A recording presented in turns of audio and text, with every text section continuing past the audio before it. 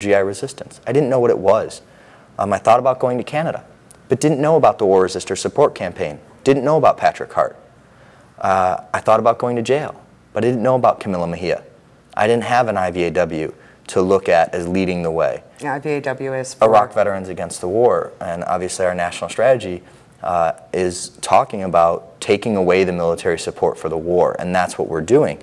And so when I came back from Iraq, I just really had to do something. If I sat at home, I would fall into this really deep depression because I knew that I had to do something to end it. I didn't know what. And I was just doing anti-war events for a couple of months, and then I found Iraq Veterans Against the War, and it was like finding your family after 10 years of losing them. It was an amazing experience of Iraq veteran, well, that's me, against the war, well, that's me. I didn't need anything else. And it finally felt like people understood because my family didn't understand. They couldn't get what I went through and they couldn't get where I was. Even though they agreed with me politically, they were supporting me, they didn't get me. The anti-war movement was very supportive of me, but they didn't quite get it either. And then I met Iraq Veterans Against the War, and they got it, and they continue to get it to this day. And what we do now is help other soldiers realize they are not alone, because soldiers resisting this war are not alone. Most of the service members in the United States military are against the war in Iraq at this point. So, Adam, it's really unique, actually, then, for the military when they start speaking out and opposing the occupation in Iraq, that to have it as actual military, to find a place. Would you say that that is something that you experienced? Finding a place with IVAW, absolutely. Coming back, I would have said that I was in Iraq from February to September 2004, and what I realized while I was there that was the big realization for me was that occupying a country that needs, and imposing martial law on these people who need more than anything rule of law and that basic stability is futile. And that as much good as I was doing and my team was doing, and even us as a military were doing in our civil affairs efforts in this bigger picture, it was completely futile. And when I came back, I would have told you right away, we need to cut troop levels by at minimum 75% and restrict ourselves to, security or support for their security forces, logistical support, training support, maybe support for the political process. But clearly what we were trying to do in providing security for them and imposing martial law in the country was not the way to achieve our stated objectives.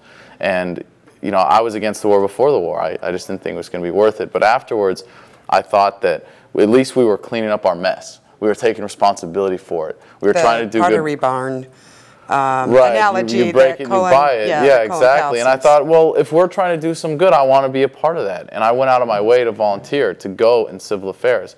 And I had this grand vision of what we were going to be able to achieve, hearing that, what we do in civil affairs is going to be exactly what Bush says we're doing on TV. And, rebuilding schools, rebuilding hospitals. And we were doing that on a very small scale, on a local level.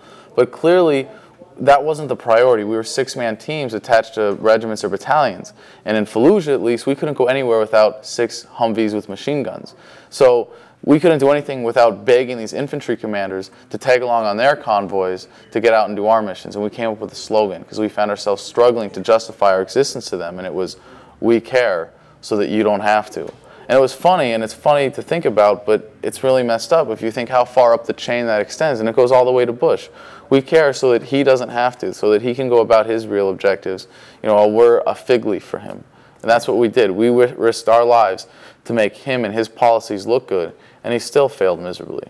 Now, I went out to the convention center and had, where we were having a convention for the United States Army, and asked some people around there about what they feel when military and military families speak out. And we'll hear a clip from that.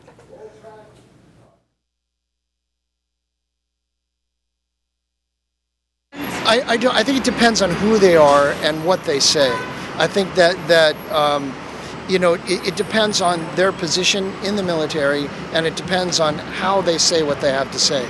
They should be honest, direct, and have every right to say what they want to say. But it can cause damage to their friends, and their friends depend on them.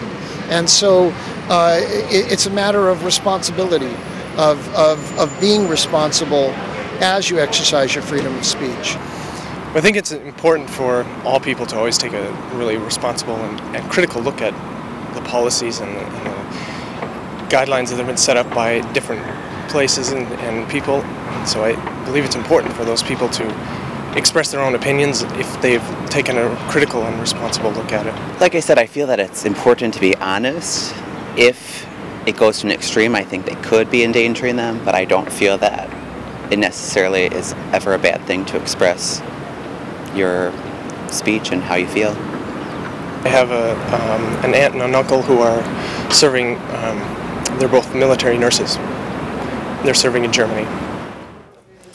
Now, I had also spoke to that gentleman afterwards, and he indicated that both of his aunt and uncle had also served in Iraq and had returned back to Germany, and they were thankful to be out of Iraq.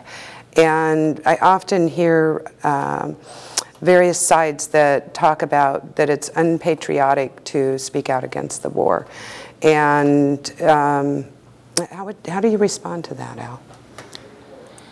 Well, Tina, you mentioned that I'm with Gold Star Family Speak Out. Gold Star Family Speak Out is an offshoot of Military Family Speak Out. We now have over 3,700 families that belong to Military Family Speak Out. We believe that the war should end, and it should end now. So we're not the only family members that are against the war. There's other groups also out there. They believe more on a timetable and stuff like that.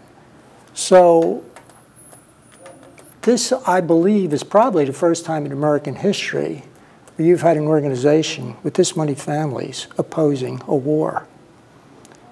So it's not, you know, I'm not out there alone. I'm out there with a whole lot of other families. And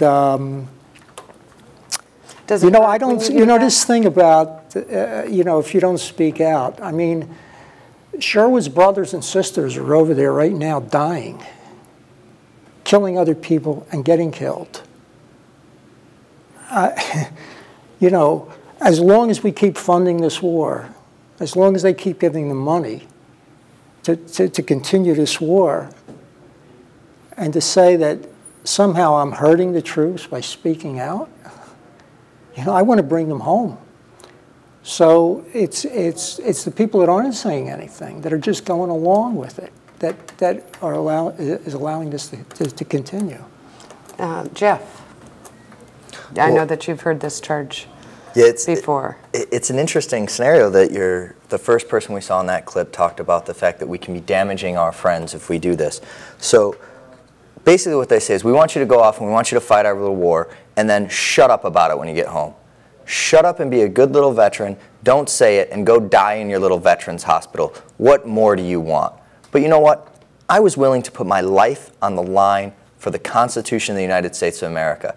And for anyone to ever say that using the Constitution, which I swore with my life to protect and defend from all enemies, foreign and domestic, for them to say that when I use that Constitution, that I'm being un-American. You know who's being un-American? Those who kill American lives. Those who waste American tax dollars. That's un-American. That's unpatriotic. Okay? And none of my buddies when I was in Iraq were ever killed by anybody's words or anyone's free speech or anyone's constitutional rights. My buddies in Iraq that were killed, my buddies in Iraq that were wounded by weapons.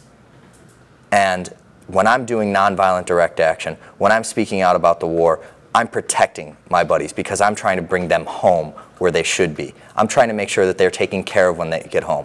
And I'm trying to make sure that the Iraqi people deserve the reparations that they deserve from our occupation.